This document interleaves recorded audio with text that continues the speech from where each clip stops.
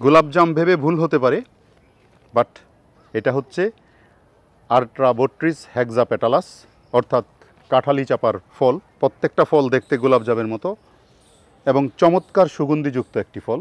কাঁঠালি চাপা গাছটা আছে, এই গাছের নিচে এই ফলগুলি পাওয়া যাবে। এই ফল কুড়িয়ে নিয়ে এটার থেকে প্রপাগেশন করতে পারেন, অর্থাৎ এই প্রত্যেকটা ফলের ভিতরে বীজ আছে, এই বীজটা বের করে যদি আপনি কোনো জায়গায় রোপণ করে দেন তাহলে নতুন চারা হবে, নতুন উদ্ভিদ হবে, ফুলের সুগন্ধটা আপনারা উপভোগ করতে পারবেন।